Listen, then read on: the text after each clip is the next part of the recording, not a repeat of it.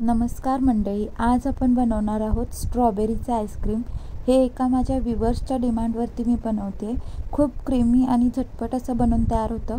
एकदा जर तुम्ही ही घरात ट्राय केला रेसिपी तर नक्की घरी करून ही सारखी खाल। तर त्यासाठी मी अर्धा लिटर दूध आणि काही स्ट्रॉबेरी घेतलेले आहेत।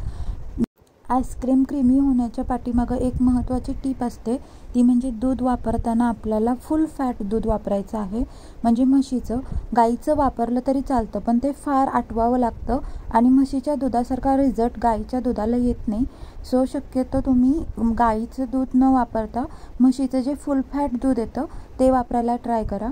तर मी इथे एका भांड्यामध्ये त्याला उकळत ठेवलेलं आहे। गॅस बारीकच ठेवायचा आणि मध्ये त्याला मिक्स करत आपल्याला त्याला आटवून घ्यायचं आहे। साय धरली की मोडायचे, एकसारखं हलवायची काही गरज नाही। तोपर्यंत आपण इथे स्ट्रॉबेरी आहेत त्या घेतलेल्या आहेत। एकदम फ्रेश अशा स्ट्रॉबेरी आहेत। या व्यवस्थित निवडून घ्यायच्या, म्हणजे त्याच्यामध्ये काही खराब वगैरे स्ट्रॉबेरी असेल तर सेपरेट करायची। त्याच्यावरती मी 1 चमचा मीठ घातलेला आहे आणि पाण्यामध्ये याला डुबवत ठेवलं आहे, म्हणजे काही त्याच्यावरती औषधं वगैरे असतील तर ती निघून जातील।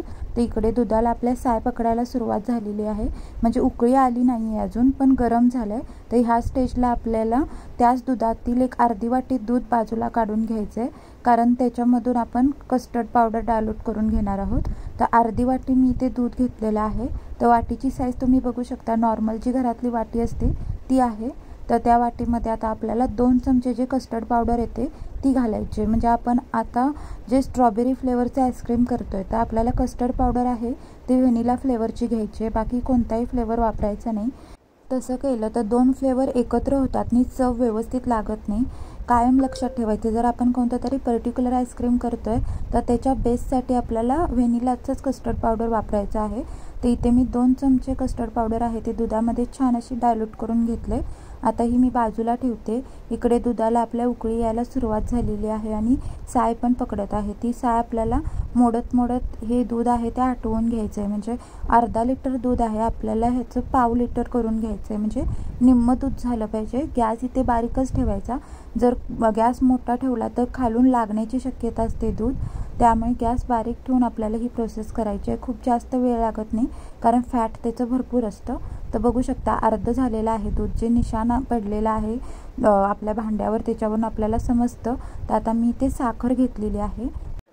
तर अर्धा लिटर दुधासाठी मी इथे 1/3 कप साखर घेतलेली आहे। स्ट्रॉबेरी ह्या बऱ्यापैकी गोड होत्या, जर स्ट्रॉबेरीचं प्रमाण खूप आंबट असेल तर पाव कप साखर आपल्याला इथे वाढवायची आहे। म्हणजे स्ट्रॉबेरीवर डिपेंड राहतं की याच्यामध्ये आपण साखर किती वापरायची आहे।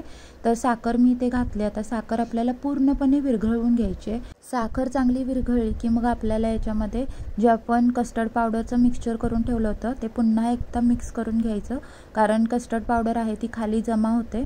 तर व्यवस्थित मिक्स करून घेतल्यानंतर एका हातामध्ये चमचा घ्यायचा आणि एका हाताने आपल्याला हळूहळू ती दुधामध्ये टाकायची आणि एका हाताने मिक्स करत राहायचं आहे, कारण त्याची पटकन गुठळ्या तयार होतात। त्यामुळे 2 हाताने आपल्याला हे करायचं आहे। बघू शकता तुम्ही, जसं आपण कस्टर्ड पावडर दुधामध्ये ॲड केलं तर लगेचच दूध आहे ते घट्ट व्हायला सुरुवात झालेली आहे।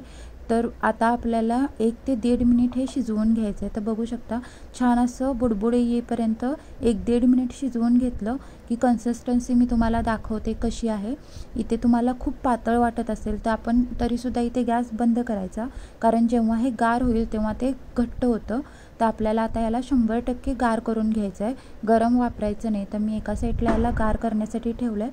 तोपर्यंत आपण जे मिठामध्ये स्ट्रॉबेरी भिजत घातले होते ते आपल्याला स्वच्छ धुवून घ्यायचे आहेत 1-2 पाण्याने, कारण त्याच्यामधलं मीठ आहे ते पूर्णपणे निघून गेलं पाहिजे। आणि आता वरची ज्या हिरवा भाग आहे, स्ट्रॉबेरीचा हिरवा भाग आपल्याला काढून घ्यायचा आहे। तर सगळ्या स्ट्रॉबेरीची मी पानं काढून घेतलेत आणि आता जो देठाकडचा भाग आहे तो आपल्याला काढून बाजूला करायचा आहे। तो आईस्क्रीममध्ये चांगला लागत नाही आणि सिम्पली 4 भागामध्ये आपल्याला स्ट्रॉबेरी कट करून घ्यायची आहे। खूपच मोठी असेल तर आपण त्याचे 5 किंवा 6 भाग करू शकतो, पण खूप बारीक करायचं नाही, कारण आपल्याला हिला मिक्सरमध्येच वाटून घ्यायचं आहे। त्यामुळे एकदम छोटे पण नाही आणि एकदम मोठे पण नाही, मीडियम असे पीस करून घ्यायचे। ते सगळे पीस मी करून घेतलेले आहेत आणि आता एक मोठं मिक्सरचं जार घेतलेलं आहे मी. स्वच्छ साफ असलं पाहिजे. त्याच्यामध्ये जर आधी आपण काय वाटलं ते एकदम छान क्लीन करून घ्यायचं. मगच हे सगळे स्ट्रॉबेरीचे पीस आहेत ते त्याच्यामध्ये ॲड करायचे. तर मी सगळे स्ट्रॉबेरीचे पीस आहेत ते एका मिक्सरच्या जारमध्ये ॲड केलेत. आणि आता जे आपण दूध गार करायला ठेवलं होतं त्याची कन्सिस्टन्सी मी दाखवते. आधी दाखवली होती आणि आता दाखवते, त्याच्यामध्ये फरक तुम्हाला समजतच असेल. खूप बासुंदीसारखं असं घट्ट होतं हे, असंच आपल्याला पाहिजे. तर ह्या स्टेजमध्ये आपल्याला याला मिक्सरमध्ये घालायचं आहे. म्हणजे पूर्ण गार करून घेतल्यानंतर ऑटोमॅटिकली एवढं गाढं होतं ते. तर आता हे मी सगळं याच्यामध्ये ॲड केले आणि आपल्याला मिक्सरमधून याला फिरवून घ्यायचं आहे. खूप जास्त बारीक झालं नाही तरी चालतं आहे. म्हणजे छोटे छोटे स्ट्रॉबेरीचे पीसेस राहिले तरी आईस्क्रीममध्ये ते खायला खूप छान लागतात. फक्त एकसारखं ते मिळून यावं म्हणून आपल्याला याला मिक्सरमधून फिरवून घ्यायचं आहे. तर जसं की आपण मिक्सरमधून त्याला फिरवून घेतलं तर तुम्ही बघू शकता किती छान असा कलर आलेला आहे. जसं मार्केटमध्ये आपल्याला स्ट्रॉबेरी आईस्क्रीम मिळतं अगदी तसा कलर आलेला आहे, एकदम नॅचरली. आपण याच्यामध्ये कोणताही फूड कलर वापरलेला नाही आहे. तर आता हे आपलं बॅटर आहे ते तयार झालेलं आहे. तर आपण आता कोणत्याही मोल्डमध्ये याला फ्रीज करू शकतो. तर मी इथे 2 कुल्फी मोल्ड घेतलेले आहेत, त्याच्यामध्ये मी हे घालते आणि एक मोठा डबा घेतलेला आहे जो प्लॅस्टिकचा किंवा कोणताही तुमच्याकडे काचेचा असेल तरी चालेल, फक्त एअरटाईट असला पाहिजे. तर मी हा एक मोकळा डबा घेतलेला आहे प्लॅस्टिकचा आणि याच्यामध्ये उरलेलं सगळं बॅटर आहे ते घातलेलं आहे आणि डब्याचं झाकण लावलं आहे. तसंच जे कुल्फीचे मोल्ड आहेत त्याला मी फॉईल पेपरचा एक तुकडा लावते, कारण आपल्याला याच्यामध्ये कोणतीही स्टिक इन्सर्ट करायची आहे. जेव्हा आपण आईस्क्रीम आहे ते बाहेर काढणार तेव्हा आपल्याला ते व्यवस्थित पकडून खाता आलं पाहिजे, म्हणून इथे आपण फॉईल पेपर लावायचा. सुरीच्या साहाय्याने मध्ये सेंटरला एक छोटासा कट द्यायचा, म्हणजे तिथून आपण कोणती स्टिक असेल ती इन्सर्ट करू शकतो. तर माझ्याकडे अशा टाईपच्या स्टिक होत्या त्या मी ते घातलेल्या आहेत. तुमच्याकडे नसेल तर तुम्ही चमचा, काटे चमचा काहीही घातलं तरी चालेल. तर अशा प्रकारे आता आपण हे सगळं तयार करून घेतलेलं आहे. ते फ्रीझरमध्ये ओव्हरनाईट ठेवायचं आहे, नाहीतर 7 ते 8 तासासाठी जरी ठेवलात तरी मस्त असं ते फ्रीज होतं.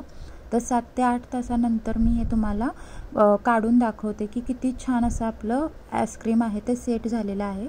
तर सर्वात आधी जे कुल्फी मोल्ड होते ते मी काढून घेते. वरचा जो फॉईल पेपर आहे तो मी काढून घेतला आहे आणि एका ग्लासमध्ये साधं नॉर्मल पाणी घ्यायचं, त्याच्यामध्ये हे मोल्ड आहेत ते डुबवायचे, म्हणजे आपली कुल्फी आहे ती इझिली बाहेर येते.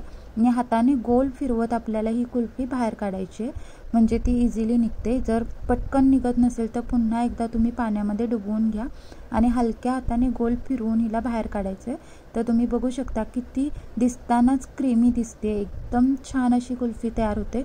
खूप कमी स्टेपमध्ये, खूप कमी साहित्यामध्ये घरच्या घरी हे आईस्क्रीम बनवून तयार होतं. तर मी आता याला एका पळीच्या साहाय्याने आईस्क्रीम आहे ते मी काढून घेते. आईस्क्रीमचा जो स्कूप असतो तो माझ्याकडे नव्हता म्हणून मी ते पळीचा वापर केला आहे. तर बघू शकता किती छान घट्ट असं आईस्क्रीम आपलं तयार झालेलं आहे. खूप छान सेट झालेलं आहे आणि मस्त असं दिसतंय. कलरही छान आला आहे. मध्ये जे स्ट्रॉबेरीचे तुकडे राहिले होते ते मध्ये डार्क असे दिसायलाही छान दिसत आहेत आणि खायलाही छान झाले होते. नक्की ही रेसिपी तुम्ही घरी ट्राय करा.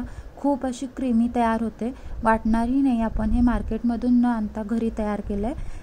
तर नक्की एकदा ही रेसिपी घरी ट्राय करा. आवडली तर रेसिपीला लाईक करा, शेअर करा. माझ्या चॅनलवर नवीन असाल तर चॅनलला सबस्क्राईब करा, बेल आयकॉन दाबा आणि अशाच रेसिपींसोबत पुन्हा भेटू. Bye bye.